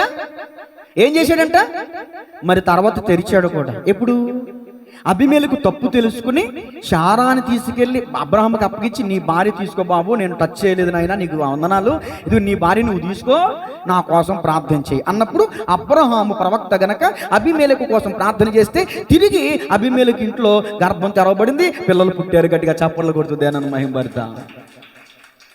సైన్యములకు అధిపతి యెహోవాని ఎలా చెప్పొచ్చు అంటే, ఒక స్త్రీ గర్భంలో బిడ్డను పుట్టించడం అంటే మాటలు కాదు. అలాంటి విషయంలో గర్భాన్ని మూయగలడు, గర్భాన్ని తెరవగలడు. మీకు 2-3 ఎగ్జాంపుల్స్ ఇచ్చాను. పరిశుద్ధ గ్రంథంలో ఇస్సాకు భార్య గొడ్రాలు, ఇస్సాకు ప్రార్థన చేయగా, ఇస్సాకు ప్రార్థన విని రెబెకా గర్భాన్ని తెరిచాడు. దేవుని స్తోత్రం చెప్పండి గట్టిగా. తర్వాత రాహేలు గొడ్రాలై ఉంది, రాహేలు మనవి దేవుడు ఆలకించాడు, ఆమె గర్భాన్ని దేవుడు తెరిచాడు. తర్వాత నిండు వృద్ధాప్యములో ఎలిజబెతు తల్లి గొడ్రాలై ఉంది. ఇదిగో తన భర్త క్రమం చొప్పున భక్తి మర్యాదలు చేస్తున్నాడు. ఆ యొక్క పేరేంటండి? ఎలిజబెత్, జకర్యా భార్య అయిన ఎలిజబెత్ యొక్క గర్భాన్ని కూడా దేవుడు తెరిచాడు. దేవునికి స్తోత్రం చెప్పండి గట్టిగా. పడుచు వయసులోనే కాదు, నిండు వృద్ధాప్యంలో కూడా డాక్టర్లు అసాధ్యం చేసేటటువంటి విషయం. 30 సంవత్సరాలు దాటిందా, 40 సంవత్సరాలు దాటిందా, నీకు పిల్లలు ఉంటారో అని తేల్చేసేటటువంటి సమాజం డాక్టర్లు ఉన్నారు. కానీ దేవుని దగ్గరికి వస్తే 70, 80, 90 అది దేవుని చిత్తం అయితే, దేవుని ప్రణాళిక ఉన్నట్లయితే, నీ ఉనికి, నీ వ్యక్తిత్వం హన్నాలాగా నువ్వు దుఃఖంతో దేవుని సన్నిధికి వచ్చి ఆయన్ని ప్రాధాయపడుకున్నట్లయితే, ఆయనకి నిన్ను నువ్వు అప్పగించుకున్నట్లయితే హన్నా గర్భం తెరిచినట్లుగా. ఇదిగో ఎన్ని సంవత్సరాలు, ఏ వయసు అనేది ప్రాముఖ్యం కాదు, దేవునికి ఏ వయసు అయినా ఒకటి. ఇదిగో నిండు వృద్ధాప్యంలో ఎలిజబెత్కి దేవుడు గర్భాలు ఇచ్చారు. దేవునికి స్తోత్రం చెప్పండి గట్టిగా. హల్లెలూయా. ఇంకా ఈ మాటను నేను ముగిస్తున్నాను. ఈ సందర్భంలో తన వ్యక్తిగత కుటుంబ విషయంలో ఓ సమస్యతో మందిరానికి వచ్చి ఈ మాట పలికింది, సైన్యములకు అధిపతియగు యెహోవా. ఈ మాట అందరూ చెప్పండి ఒకసారి, మరలా చెప్పండి. ఏంటి ఆయన సైన్యం? ఇప్పుడు ఈ సబ్జెక్ట్ నేను ముగించేశాను కదా, హన్నా దగ్గర నేను ముగించేశాను, సైన్యం దగ్గరకు వస్తున్నా.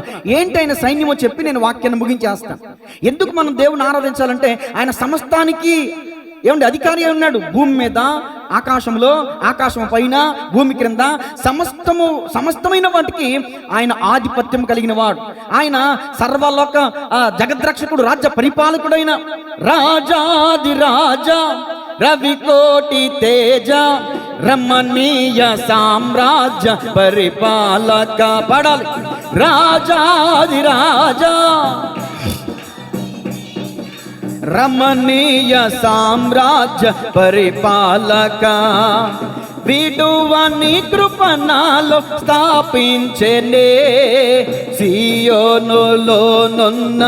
స్తుతుల సింహాసనమును. విడువని కృపణాలో స్థాపించెనే, సియోనులోనున్న స్తుతుల సింహాసనమును. రాజాది రాజా, రవికోటి తేజ, రమణీయ సామ్రాజ్య పరిపాలక. సృష్టి విషయంలోకి వస్తే, ఆకాశ సమూహంలోకి వెళ్తే సూర్యుడు చంద్రుడు దేవుడి మాట అన్నారని మనం విన్నాం కదండి. ఉరుములు మెరుపులు ఎక్కడి నుంచి వస్తాయి? ఆకాశంలో నుంచి వస్తాయి. ఉరుములు మెరుపులు రాసుకోండి. నెంబర్ 1 సూర్యుడు చంద్రుడు నక్షత్రాలు ఆయన సైన్యం. నెంబర్ 2 ఉరుములు మెరుపులు కూడా ఆయన సైన్యం. ఎక్కడుంది ఈ మాట? సమూయేలు మొదటి గ్రంథం 7:10. ఉరుము ఇశ్రాయేలీలను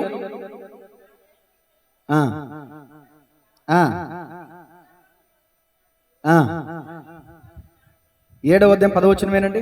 సమూయేలు మొదటి గ్రంథం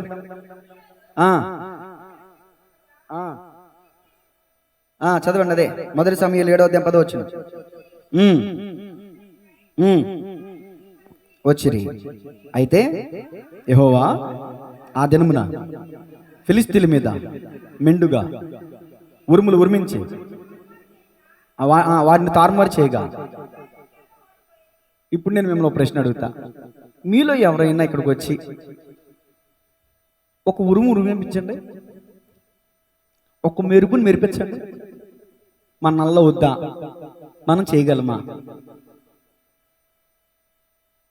పైకి కూర్చో.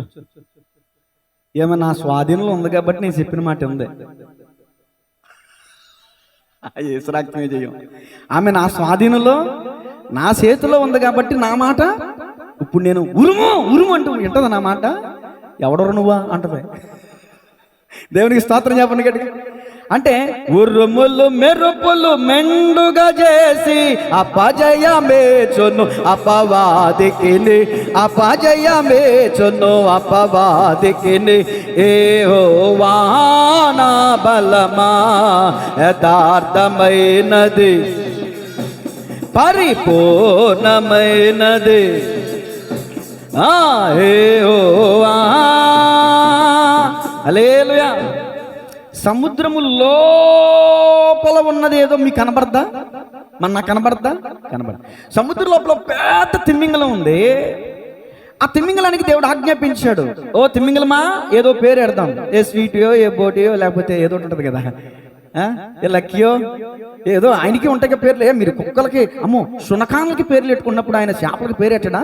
ఓ గొప్ప మత్స్యమా, ఇదిగో నా దైవజనుడు నా మాట వినకుండా పారిపోతున్నాడు, ఇప్పుడు త్రోసివేయబడతాడు, నువ్వు ఆ పడవ, నువ్వు ఆ వాడి దగ్గరికి వెళ్ళు, ఆ వాడి దగ్గర నుండి ఎప్పుడు పడతాడో చూడు, ఆడు అక్కడ వేయంగానే నువ్వు ఏం చేయాలి వెంటనే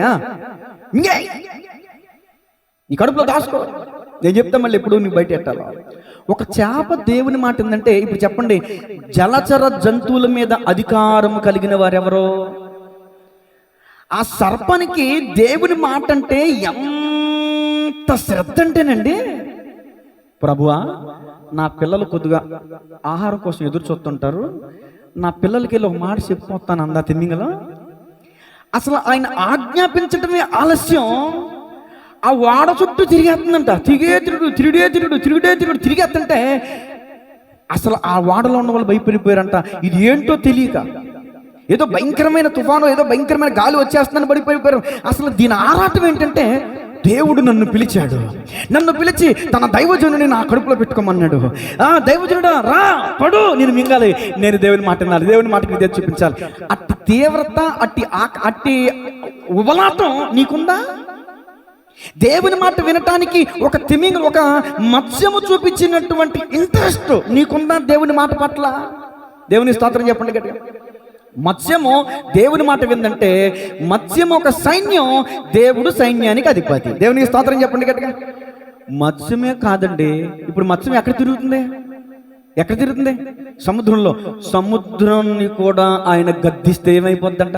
చూడండి పరిశుద్ధ గ్రంథంలో మత్తయి సువార్త 8వ అధ్యాయం 26వ వచనం. గబగబా. ఒక చేపే కాదండి, సముద్రం కూడా ఆయన గద్దింపుకు నిమ్మలం అయిపోయిందంట. చూడండి. అందుకైనా అల్ప విశ్వాసులారా ఎందుకు భయపడుచున్నారు?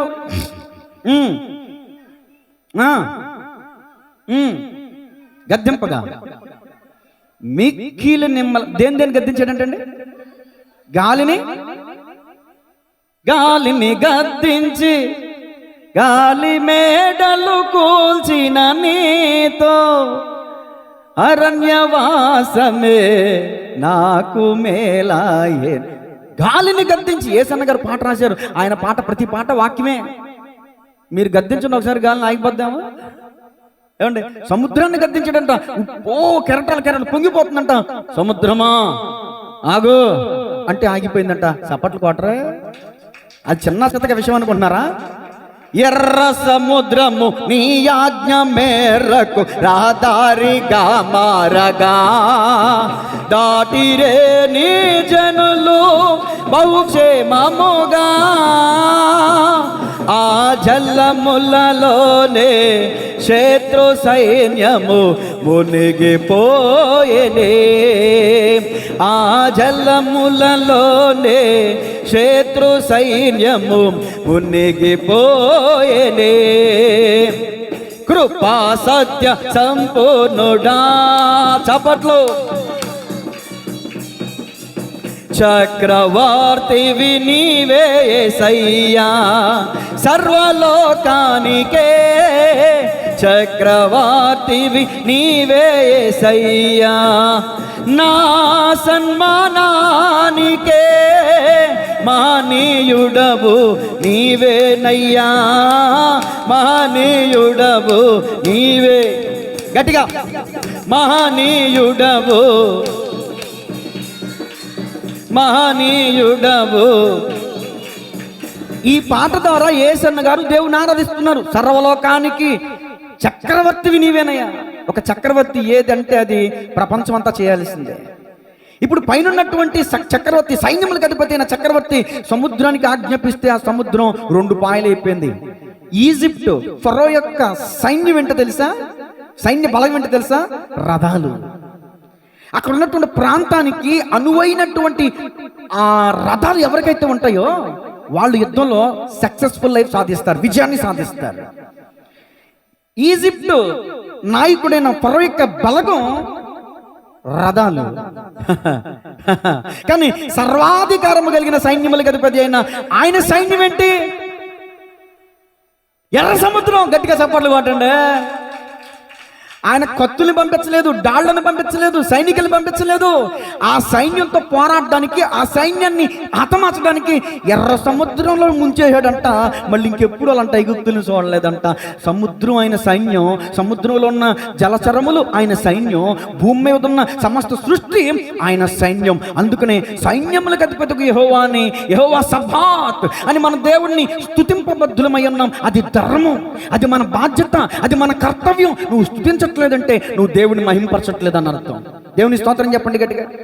ఇప్పుడు ఆ ఎర్ర సముద్రం, క్షమించాలి, ఆ సముద్రం మీద పడవలో శిష్యులు వెళ్తున్నారంట. ఆ శిష్యులు వెళ్తున్న ఆ పడవలో యేసుక్రీస్తు ప్రభుల వారు పడుకుని ఉన్నారంట. ఆ పడవ మీదకి ఏమొచ్చి కొడుతున్నాయంట? అలలు వచ్చి కొడుతున్నాయంట, గాలి వేస్తుందంట. వీళ్ళు చచ్చిపోతామేమో, నశించిపోతామేమో అనే భయంతో బోధకుడా లే, మేము నశించిపోతున్నాం. ఇక్కడ జరిగిన సందర్భానికి సాదృశ్యం ఏంటంటే, సముద్రం అంటే ఈ లోకానికి సాదృశ్యం, పడవ నీ కుటుంబానికి సాదృశ్యం, గాలి శోధనకి సాదృశ్యం. నీ కుటుంబపు నావ సమస్యల చేత, గాలి సముద్రపు అల్లలకు నేను కొట్టబడి నెట్టబడి ఉండినప్పుడు, గాలి సముద్రపు అల్లలకు నేను కొట్టబడి నెట్టబడి ఉండినప్పుడు, ఆదరించెను నీ వాక్యము, సేదాదీర్చెను నీ వాక్యము, ఆదరించెను నీ వాక్యము, సేదాదీర్చెను నీ వాక్యము. గాలి సముద్రపు అలలకు నేను కొట్టబడి నెట్టబడి. దేవునికి స్తోత్రం. ఈ అల అనే సమస్య చేత ఇదిగో కరుడు వచ్చి కరుడును పిలుచుచున్నది. యోబు గ్రంథంలో ఉంటుంది ఈ మాట. అలా అలొచ్చి కొడుతుంది. మనం లేవడానికి ఇష్టపడతాం, ఇంకొక అలొచ్చి కొట్టేస్తే గట్టు మీదకి దొర్లుకుంటా వెళ్ళిపోతాం. అవునా? బీచ్ దగ్గరికి వెళ్ళి కొట్టుకునే వాళ్ళు లేరు ఇక్కడ, అందరూ కొట్టుకునే వాళ్ళేగా. ఒక అల తర్వాత ఇంకొక అల, ఒక అల తర్వాత ఒక అల వచ్చి మనం కొడుతుంది కదా. అదే మాదిరి కరుడు అంటే అల. ఇదిగో నేను వెళ్ళి ఒక దెబ్బ వేసాను, నువ్వు కూడా ఒక దెబ్బ. అంటే మూలిగే నక్క మీద తాటికే పడినట్టు పుండుకి అంట. దేవునికి స్తోత్రం కలిగిందిగా. తగిలిన చోటనే తగులుతీ గాయాలు. బాధ పడ్డామంటే ఆ బాధను ఇంకా కృంగజేసే బాధలు వచ్చి పడతా ఉంటాయి. ఇదిగో ఆ అలలు సైతం కూడా నా యేసయ్య ఆజ్ఞాపిస్తే ఆగిపోతాయంటండి, నిమ్మలించబడతాయంట. నాన్న బల యేసు నీ ఉండగా నన్నెవరు ఆపనే లేరుగా. నాన్న బల యేసు నీ నన్నెవరు ఆపనే లేరుగా. పెనుగాలులే పెను తుఫానులే, పెనుగాలులే పెను తుఫానులే నానావను తాకలేవుగా. యేసయ్యా నాతో నీ ఉండగా. నావికా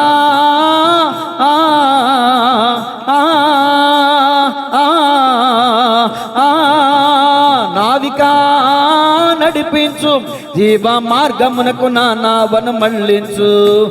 నమ్మిక గల మంచి కాపరి నా యేసయ్య నీవే నా గొప్ప కాపరి. నమ్మిక గల మంచి కాపరి నా యేసయ్య నీవే నా. హల్లెలూయా. ఎవరికి రాదు ఈ పాట? అన్ని కొత్త పాటలే, కొత్తదనం, రంగు, రుచి, కమ్మదనం అన్ని 3 రోజెస్. మనకి అన్ని కొత్తదనం కావాలి, పాత అన్ని వదిలేయండి. ఓల్డ్ ఈజ్ గోల్డ్ అంట. దేవునికి స్తోత్రం చెప్పండి గట్టిగా. ఇదిగో సముద్రమైన మాట ఉంది, సముద్ర గర్భంలో ఉన్న చేప అయిన మాట ఉంది. ఆ అలలు దేవుని మాట విన్నాయి, గాలి దేవుని మాట ఉంది, ఆ నీటి పొంగు దేవుని మాట ఉంది. నీ కుటుంబం అనే ధోనిను ఏ సమస్య అనే అల కొడుతుందో నాకు తెలీదు. శిష్యులు వచ్చి యేసు ప్రభుల దగ్గర ప్రాధేయపడినట్టు నువ్వు వచ్చి ప్రాధేయపడగలిగితే, ప్రభువా నశించిపోవడానికి సిద్ధంగా ఉన్నావు, చావు తప్ప మాకు వేరే గతి లేదు, ఒక్కసారి మా వైపు చూడవా. నా యేసయ్యా కనులు తెరిచెను, నా యేసయ్యా కనులు తెరచెను. కల్లోలమంతా నిమలమాయను, కల్లోలమంతా నిమలమాయను. జీవిత యాత్రలో తుఫాను రేగగా, జీవన నౌక అల్లాడిపోగా. జీవిత యాత్రలో తుఫాను రేగగా, జీవన నౌక అల్లాడిపోగా. ఇంకా ఆయన సైన్యం ఏంటో టూకిగా చెప్పేసి 5 నిమిషాలు ముగించేస్తాను, రాసుకోండి. ఏవేలు గ్రంథం 2:25 చదవండి. ఏవేలు గ్రంథం 2:25 మాట్లాడుతాను, చెప్తారా? చదవండి. మీరు కడుపారా తిని తృప్తి పొంది మీ కొరకు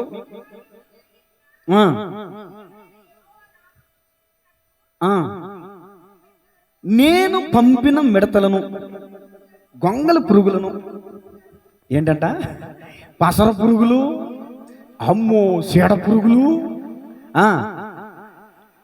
అది పాయింట్ అను నా మహా.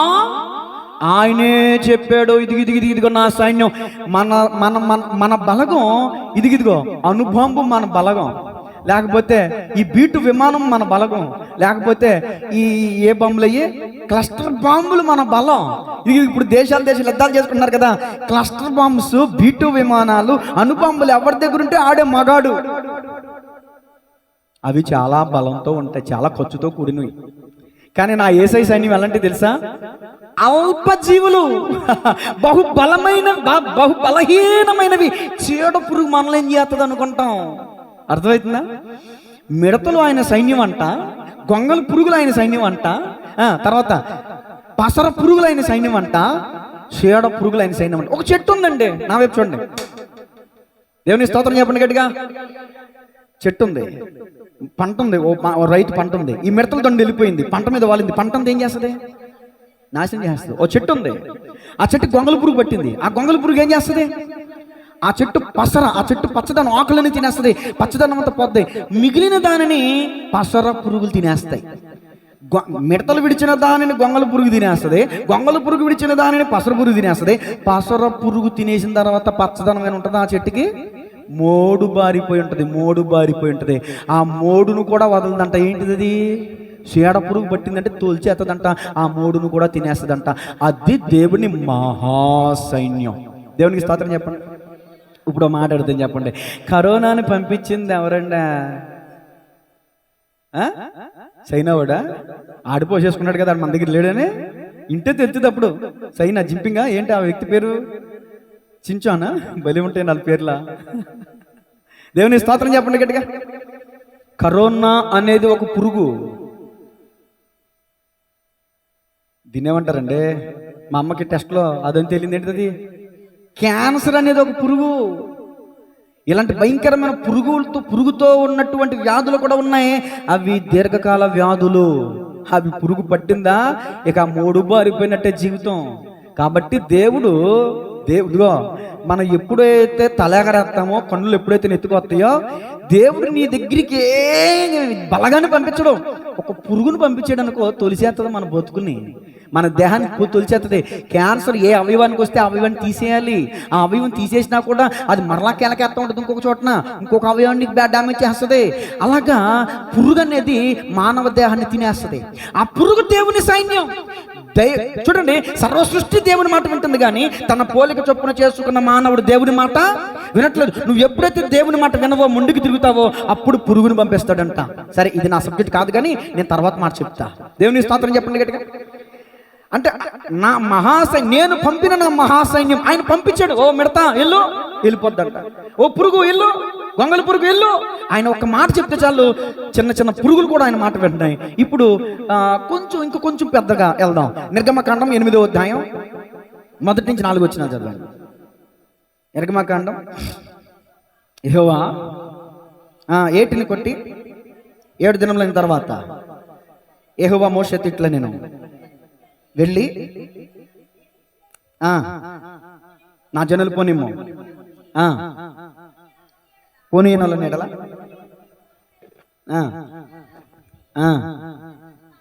ఏంటమ్మా కప్పల చేత. ఇప్పుడు నా వైపు చూడండి, ఈ విషయాలన్నీ మనకు తెలుసు కాబట్టి టచ్ చేసుకుంటూ వెళ్తా. దేవుని స్తోత్రం చెప్పండి గట్టిగా. మీ ఇంట్లో ఒక కప్పు వచ్చింది, ఏం చేస్తారు? ఆ కప్పని సీపురు కట్టెట్టుకుని బయటికి తరిమే వరకు మీకు మనశ్శాంతి ఉంటుందా? ప్రశాంతత ఉంటుందా? ఇక్కడ కప్పలు వచ్చినాయా? కప్పలు గుంపులు వచ్చినాయా? ఇంట్లోకి వచ్చినాయా? బెడ్రూమ్లో కూడా వచ్చినాయా? ఇదిగో వంటింట్లోకి వెళ్ళిపోయినాయి అంట, బెడ్రూమ్లోకి వెళ్ళిపోయినాయి అంట, హాల్లోకి వెళ్ళిపోయినాయి అంట. ఎక్కడ చూస్తే అక్కడ ఇంకా ఎలా మిమిక్రీ నాకు రాదు కదండి. కప్ప ఎలా అరుతుంది ఒకసారి అరవండి. రాత్రిపూట అరిసే కప్పలే కదండి. ఒక్కోసారి ఈ చిన్న ఇవి సౌండ్లు చేసే సౌండ్ కూడా మనకు నిద్ర అట్టదు. మైగ్రేన్ ఉన్న వాళ్ళకి మరీ నిద్ర అట్టదు, మాకు తెలుసు. అబ్బా, దేవుని స్తోత్రం చెప్పండి గట్టిగా. హల్లెలూయా. ఈ కప్పలు చేసి బ్యాక్ బ్యాక్ బ్యాక్. అన్నం తిందామంటే లేదు, అన్నం కొండలో పడిపోయినాయి. పోనీ ఏదైనా తిందామంటే లేదు, మొత్తం దాన్ని పాటు చేసినాయి. ఎక్కడ చూసినా, పడగదిలో చూసినా, కిచెన్ రూమ్లో చూసినా, ఎక్కడ చూసినా కప్పలే. ఓ మోషే, మేము పడలేకపోతున్నాం, ఈ కప్పల్ని గద్దించు, నీ దేవుడిని వేడుకో. కప్పలను పంపించింది ఎవరు? మళ్ళీ కప్పలను తీసేసింది ఎవరు? కందిరీగలను పంపించింది ఎవరు? పేలుని పంపించింది ఎవరు? ఇంకెన్నున్నాయి? పేలు, ఏగలు, పశువులు చచ్చిపోయినాయి, కురుపులు వచ్చినాయి, వడగండ్లు. అమ్మో, ఈ మాట చెప్పాలి, కురుపులు, పుండ్లు ఇవి వస్తే ఇప్పుడు ఈ సీజన్లో మనం ఏమంటున్నాం? ఆటలమ్మను ఇంకోటి పేర్లు ఎడుతున్నాం. ఇది ఆ వచ్చే దద్దుర్లు, పొక్కులు కూడా, ఆ దద్దుర్లు, పొక్కులు కూడా ఆయన సైన్యమేనంట. అంటే ఆయన చిత్తం లేకపోతే ఒక పొక్కు కూడా మనకే మొఖం నిండా పొక్కులే. అంటే అర్థం ఏదో ఉంది, ఏదో అతిశయపడుతున్నాం అనుకుంటే అందుకనే పొక్కులు అనిపించాడు. నీ హృదయాన్ని సరి చేసుకుంటే నీ ముఖాన్ని సరి చేస్తాడు ఆయన. దేవుని స్తోత్రం చెప్పండి గట్టిగా. చూడు, నీళ్లు రక్తంగా మార్చబడ్డాయి, కప్పలు వచ్చినాయి, పేలు వచ్చినాయి, ఈగలు వచ్చినాయి, పశువులు చచ్చిపోయినాయి, కురుపులు, పుండ్లు, వడగండ్లు, మిడతలు, చీకటి, జ్యేష్ఠులు చచ్చిపోయారు. 10 తెగుళ్ళని దేవుడు ఈజిప్ట్ మీదకి పంపించాడు. కారణం ఏంటో చెప్తాను వినండి. ఈజిప్ట్లో ఉన్నటువంటి వాళ్ళ అభిప్రాయం ఏంటంటే నీటిని దేవతగా ఆరాధిస్తారు, పేలుని దేవతగా ఆరాధిస్తారు, కప్పని దేవుడిగా ఆరాధిస్తారు, కందిరీగని దేవుడిగా ఆరాధిస్తారు.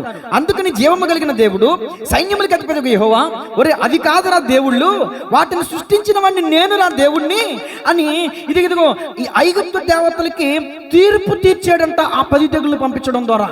దేవునికి స్తోత్రం చెప్పండి గట్టిగా. మీలో ఎవరున్నారా కప్పలను ఆరాధించేవాళ్ళు, పందులను ఆరాధించేవాళ్ళు, కుక్కలను ఆరాధించేవాళ్ళు, నక్కలను ఆరాధించేవాళ్ళు, పక్షులను ఆరాధించేవాళ్ళు, జంతువులను ఆరాధించేవాళ్ళు ఎవరు ఉన్నారా? రోమపత్రికలు అదే రాస్తాడు పౌలు గారు. ఇదిగో దేవుని మహిమా స్వరూపమును చతుష్పాద జంతువుల యొక్కయు పురుగుల యొక్కయు మహిమా స్వరూపంగా మార్చారు. పురుగుల్ని ఆరాధిస్తున్నారు, పురుగుల్ని సేవిస్తున్నారు. చిచ్చి, అసలు ఎంత చిరాకండి ఒక మాటలో చెప్పాలంటే. పందులు, కుక్కలు, నక్కలు, పక్షులు, పెట్లు, పాములు ఇవి దేవుళ్ళ? ఈజిప్ట్ వారు అలాగే ఆరాధిస్తారు. అందుకనే ఈజిప్ట్ మీదకి 10 తెగులు పంపించి, ఇది నా సైన్యమురా, ఇవి నా సైనికులురా, నా దాసులురా, నేనురా సైన్యములకు అధిపతికు దేవుణ్ణి అని చెప్పడానికి, వాళ్ళకి తెలియడానికి, వాళ్ళ కళ్ళు తెరిపించడానికి 10 తెగులు పంపించాడు. గట్టిగా చప్పలు కొడుతూ దేనమ్మ మహింపడతా. ఏంటి ఆయన సైన్యం? సూర్యుడు, చంద్రుడు ఆయన సైన్యం, ఆకాశ నక్షత్రాలు ఆయన సైన్యం, సముద్రం ఆయన సైన్యం, గాలి ఆయన సైన్యం, ఇంకా చెప్పుకుంటూ వెళ్తే పురుగులు, మిడతలు ఇవన్నీ సైన్యం. ఇదిగో ఆ ఐగుప్తుకు పంపబడిన తెగుళ్ళన్నీ ఆయన సైన్యమే. తర్వాత చూడండి మత్తయి సువార్త 2:8, నాది అని నువ్వు అనుకుంటున్నావు, కానీ దేవుడు ఏమంటాడు చూడు. హగ్గయి గ్రంథం 2:8 త్వరగా. ఆయన మాట విన్నే ప్రతిదీ ఆయన సైన్యమే. లేదా మీ గ్రంథంలో, బైబిల్ గ్రంథంలో హగ్గయి 2:8 లేదా? వెండి నాది, బంగారము నాది,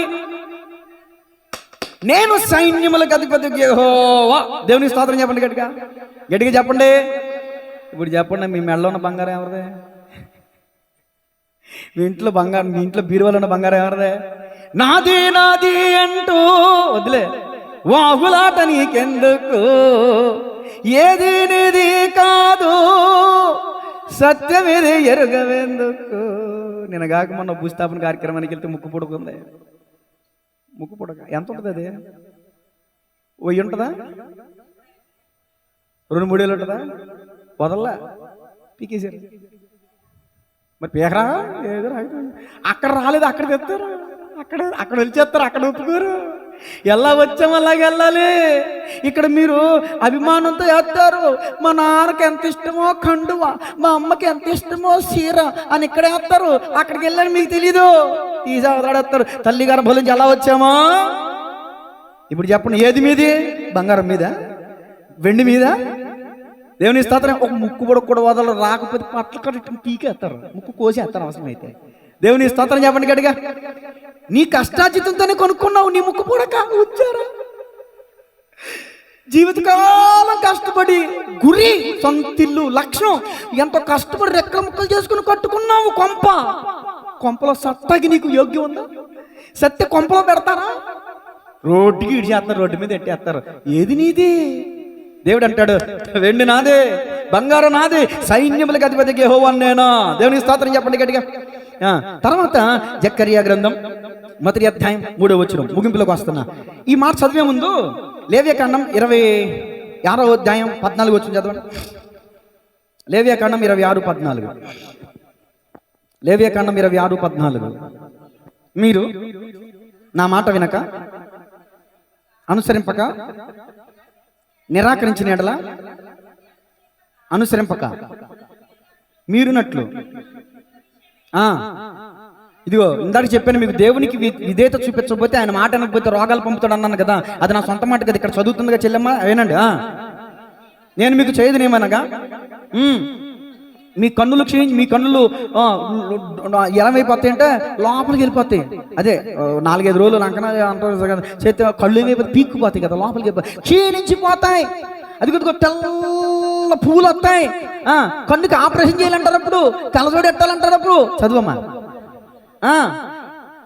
ఆయాసపరిచినట్టు తాపజ్వరం అంటే ఏంటమ్మా? నాకు జ్వరం తెలుసు కానీ తాపజ్వరం అంటే ఏంటి? డాక్టర్లు ఉన్నారు ఇక్కడ, మీరే చెప్పాలి. మెడికల్ డిపార్ట్మెంట్ ఉంది ఇక్కడ. తాపజ్వరం అంటే ఏంటి? ఏమండి? టైఫాయిడా?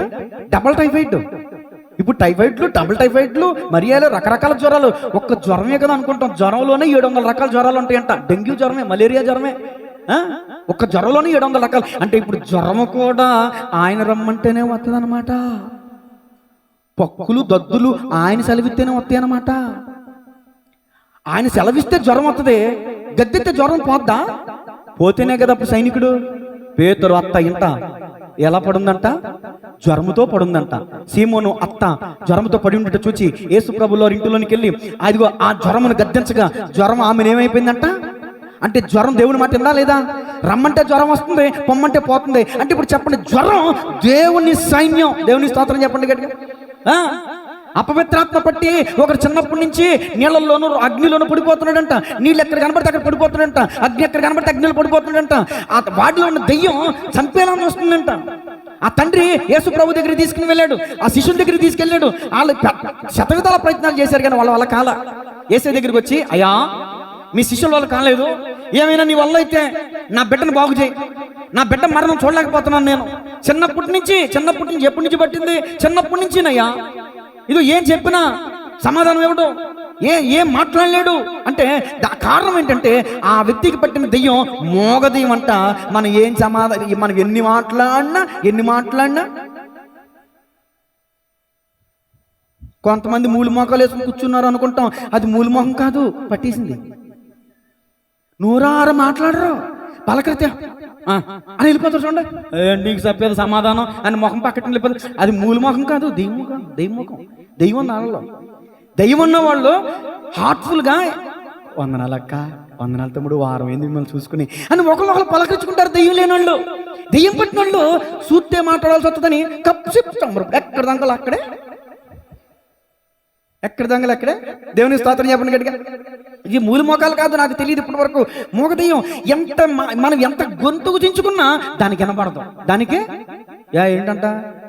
శివుడు కన్ను కదక్క, శివుడే. మీరు కంటి తింటారా?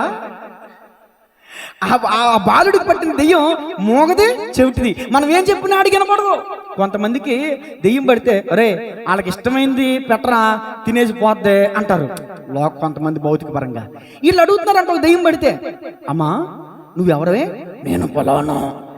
అయితే ఇప్పుడు పలానా కూడా సమాధానం చెప్పిందని క్షమించాలి. నువ్వెవరవే? సరే చెప్పకపోతే చెప్పబోయు. నీకేం కావాలి? మాట్లాడదు. బిర్యానీ కావాలా? మాట్లాడదు. గుడ్డు కావాలా? మాట్లాడదు. ఎందుకంటే మనం చెప్పినవన్నీ దానికి వినపడదు కాబట్టి, చెవిటి దెయ్యం కాబట్టి. అందుకనే శిష్యులు ప్రార్థన చేసినా ఆ ప్రార్థన దానికి వినబడలా. అర్థమవుతుందా? శిష్యుల ప్రార్థన వినబడితే ఆ దెయ్యం వదిలిపోయేది. ఆ శిష్యులు చేసిన ప్రార్థన దెయ్యానికి వినబడలా. చెవిటి దెయ్యం అది. ఇప్పుడు యేసు ప్రభు దగ్గరికి వచ్చి అడిగాడు, నీ వల్ల ఏమన్నా అయిద్దా? ఎందుకు అవదో? సైన్యములకు అధిపతిగా యెహోవా ఆయన, నమ్ముట నీ వల్ల అయితే నమ్మువానికి సమస్తం శాంతమే. అప్పుడు గమనించి యేసు ప్రభులు ఒకటే మాట అన్నారు, చెవిటి మోగదయ్యమా పో. వెంటనే పోయిందా లేదా? ఇప్పుడు దెయ్యాలు కూడా ఆయనకు లోపడుతున్నాయి లేదా? శానా పట్టినోడు దెయ్యానికి యేసు ప్రభుకు లోపడ్డా లేదా?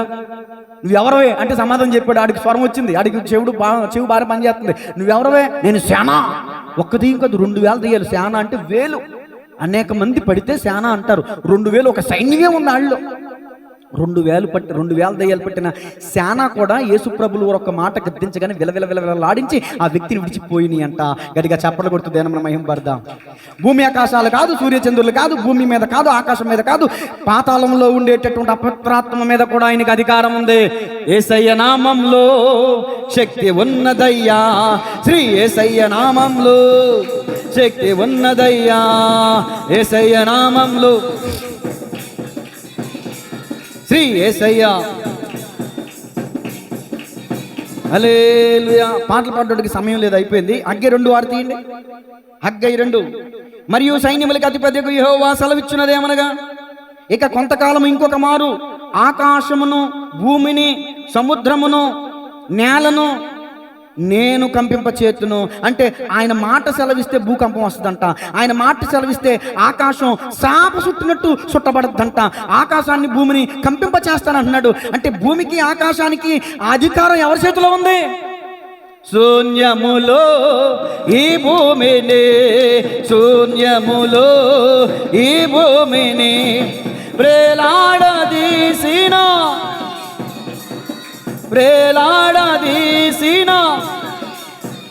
నీకే వందనం, నీకే వందనం, నీకే వందనం, నీకే వందనం. హల్లెలూయా.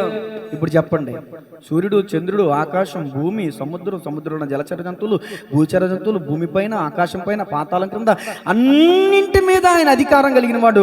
అందుకనే ఆయన సైన్యములకు అధిపతి. అందుకని మనం ఆరాధించాలి. అందుకని సులమెత్తి నీ పేరు పోయబడిన పరిమళ తైలముతో, ఏంటి ఆయన పేరంటే సైన్యములకు అధిపతి. ఏంటి ఆయన పేరులున్న పరిమళం, ఏంటి ఆయన పేరులున్న సువాసన?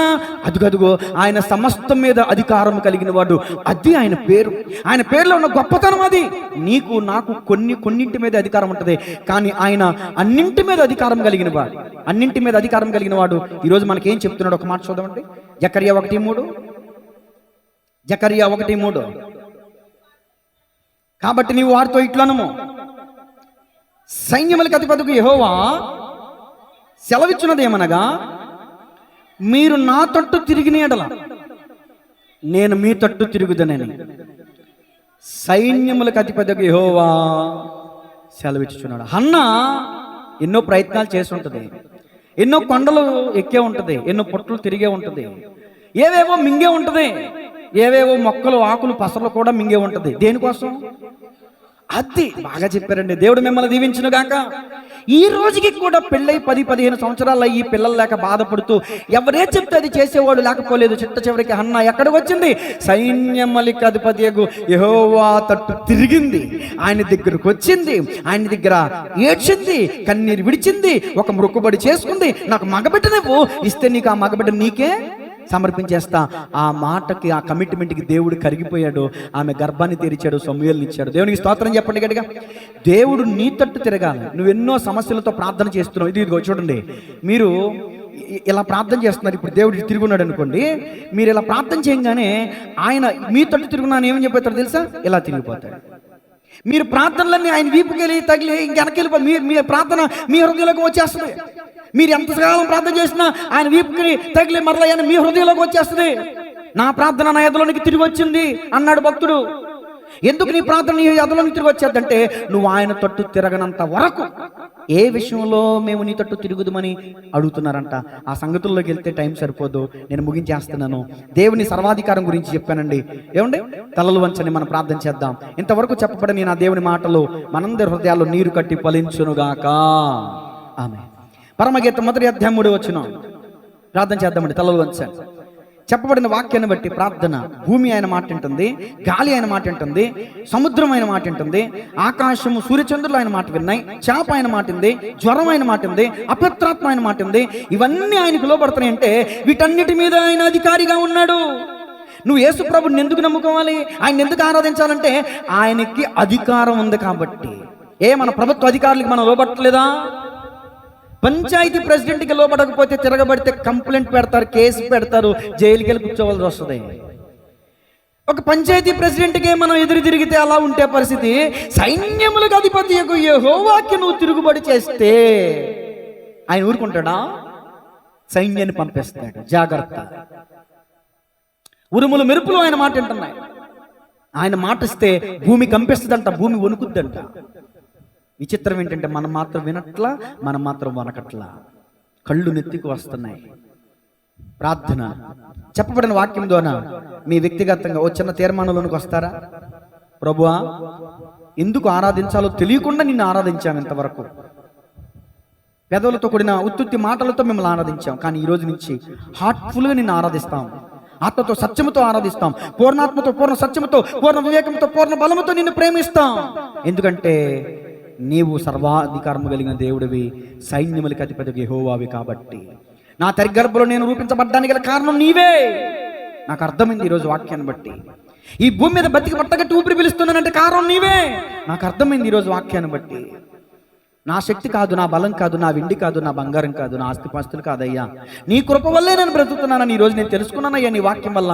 అందుకని హన్న ఏ విధంగా తను నీకు సమర్పించుకుందో, ఓ సమర్పణ కలిగిన ఒక కమిట్మెంట్, ఒక తీర్మానంతో కూడిన ప్రార్థన చేసుకుందో, ఇదిగో నేను కూడా తీర్మానంతో కూడిన ప్రార్థన చేసుకుంటున్నాయని చిన్న తీర్మానం చేసుకో. నీవు నాకు బిడ్డనిస్తే నేను నీకు సమర్పిస్తా, నీ సన్నిధిలో విడిచిపెట్టేస్తా అందే. బిడ్డ పుట్టాడు, విడిచిపెట్టేస్తుంది. మరి నీ తీర్మానం ఏంటి? నువ్వు ఉన్నటువంటి సమస్య నుంచి విడిపిస్తే దేవునికి నువ్వేమిస్తావు? నీ ఆస్తిపాస్తులు అక్కర్లా, నీ డబ్బులు అక్కర్లా, నీ హృదయాన్ని నువ్వు చాలు, నీ దేహాన్ని ఆయనకి సమర్పించాలి. ఈ దేహంతో నేను ఇంకా పాపం చేయనయ్యా, ఏ అపవిత్రతకి చోటేవనయ్యా, నా హృదయాన్ని నీకు ఇస్తాను, నా దేహాన్ని నీకు ఇస్తాను, నా శరీర ప్రాణాత్మల్ని సజీవ యాగంగా నీకు సమర్పిస్తాను, నా సమస్య నుంచి నాకు విడిపించు అని హన్నా వల్ల నువ్వు దుఃఖించగలవా? ఒక 2 నిమిషాలు ఒక చిన్న ప్రార్థన, మీకు టైం ఇస్తున్నాను. హన్నా ప్రార్థన విన్న దేవుడు నీ ప్రార్థన వినడా? సైన్యములకు అధిపతి నీకే ఘనస్తుతి, ప్రియమైన దేవా యేసయ్యా నీకే నా స్తోత్రము, ఘనమైన రాజా యేసయ్యా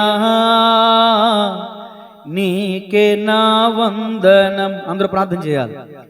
నీకే నా స్తోత్రము, నీకే నా వందనం, నీ వాక్యమే ఇల నా జ్ఞానము, నీ రక్తమే ఇల నా జీవము, సైన్యములకు అధిపతి నీకేగ నా స్తుతి, నా పక్షమును నీవు వహించి మూర్ఖుల నోళ్ళు మూయించినావు, నా పక్షమును నీవు వహించి మూర్ఖుల నోళ్ళు మూయించినావు, వీరుడవై నీవు నాకుండగా, వీరుడవై నీవు నాకుండగా, నేనేలా భయపడుదును, నాకింక దిగులేలను యేసయ్యా, నేనేలా భయపడుదును, నాకింక దిగులేలను. హిజ్కియా రాజ్య పరిపాలనలో అష్షూరు రాజైన సన్హెరీబు పంపించిన ఒక వ్యక్తి ఇష్టానుసారంగా మాట్లాడాడు, బూతులు మాట్లాడాడు.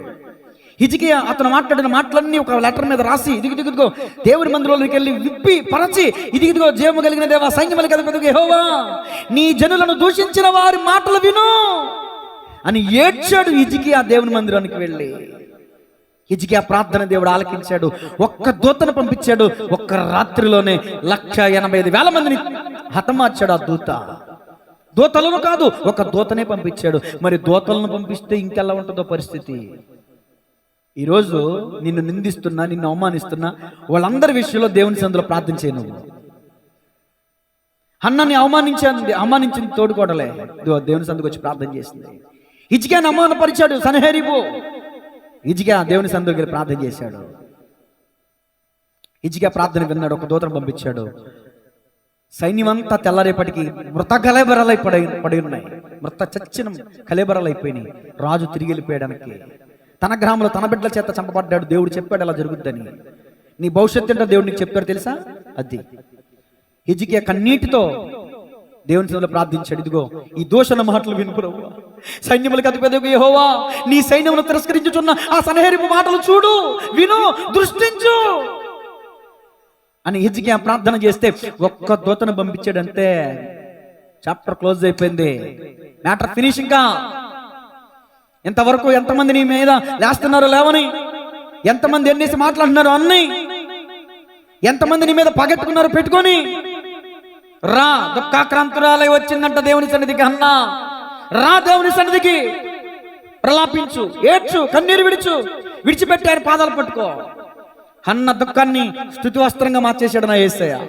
ఈరోజు అక్కా చెల్లి తమ్ముడు అన్నా, నువ్వు కన్నీరు విడిస్తే నువ్వు ధన్యుడివే. ఈరోజు నీ బిడ్డల బట్టో, నీ కుటుంబాన్ని బట్టో, దేని బట్టి నువ్వు కన్నీరు విడుస్తున్నావు నాకు తెలీదు. ఇదిగో నీ కన్నీరు దేవుడు చూస్తున్నాడు. తీర్మానం చేసుకున్నారని నేను భావిస్తున్నాను. హన్నా వంటి తీర్మానం మీరు చేసుకోగలిగితే హన్నా జీవితంలో దేవుడు ద్వారం తెరిచినట్లుగా నీ కుటుంబాలను కూడా దేవుడు ద్వారం తెరిస్తాడు. నువ్వు ఊహించిన కార్యాలు, అసాధ్యమైనవి అనుకున్నవి కూడా ఇది జరగదు అని నువ్వు అనుకున్నావు కదా, అది జరిగించి చూపిస్తాడు దేవుడు. ఇది నా జీవితంలో జరగదు అనుకున్నావు కదా అక్క, నువ్వు అనుకున్నావు నాకు తెలుసు, ఇదిగో నా జీవితంలో ఇది నేను చేయలేను నువ్వు అనుకుంటున్నావు, బాధపడుతున్నావు, మూలుగుతున్నావు, కుమిలిపోతున్నావు, దేవుడు చూస్తున్నాడు, అది చేసి చూపిస్తాడు ఆయన. నీకు అసాధ్యమేమో కానీ ఆయనకు సమస్తం సాధ్యమే. సైన్యములకు అధిపతి యెహోవా ఆయన, అందుకని ఆయన ఆరాధించాలి. తినే కాదు ఆయన ఆరాధించేది. ప్రార్థన. పరిశుద్ధుడు, మహాగణుడు, మహోన్నతుడు, మహిమ కలిగిన దేవా, నిత్య నివాసిన మా ప్రియ పరలోకపు తండ్రి, మీ సైన్యం అంటే ఏంటో, సైన్యములకు అధిపతి యెహోవా అనే పేరులో ఉన్న అయ్యా లోతైనటువంటి సత్యం ఏంటో ఈ రోజున మేము ధ్యానించడానికి, నీ పేరులో ఉన్న పరిమళం, నీ పేరులో ఉన్న సువాసన, నీ పరిమళం ఉన్నటువంటి ఆ యొక్క మనోహరమైనటువంటి ఆహ్లాదకరమైనటువంటి ఆ సువాసనలో ఉన్న శక్తి ఏంటో, బలం ఏంటో ఈ రోజున మేము విన్నా మేము ఆరాధించకుండా ఉండగలమా? ప్రతిరోజు ప్రతి క్షణం సైన్యములకు అధిపతి యెహోవా అని ఆయనను స్తుతించి ఆరాధించేటటువంటి ధన్యత మాకు ఇచ్చినందుకు మీకు వందనాలు. అయ్యా, ఈ సన్నిధిలో ప్రార్థిస్తున్న బిడ్డలు ఏం మొక్కుబడి చేసుకున్నారు, ఏ తీర్మానం చేసుకున్నారు నాకు తెలియదు. హిజ్కియాలాగా వేదన పడుతున్నారు, హన్నలాగా దుఃఖిస్తున్నారు నాకు తెలియదు. హిజ్కియాకి విజయం కలగజేశావు, హన్నాకి గర్భఫలం ఇచ్చావు. ఇదిగో నా ఆత్మ బిడ్డల కొరకు దైవజనుడుగా నేను ఆజ్ఞాపిస్తున్నాను ప్రభా. యేసయ్యా సర్వాధికారము కలిగిన నామములో, సైన్యములకు అధిపతి యెహోవా నామములో, యేసయ్య నామములో నా ఆత్మీయ బిడ్డల కన్నీరు తుడిచివేయబడునుగాక, కన్నీరు నాట్యముగా మార్చబడునుగాక, దుఃఖమునకు ప్రతిగా స్తుతి వస్త్రము కలుగునుగాక. సహాయం చేయండి, మీ కృపతో జ్ఞాపకం చేసుకుని యేసయ్య నామములో ప్రార్థించి అడిగి వేడుకొనుచున్నాము తండ్రి, ఆమేన్. God bless.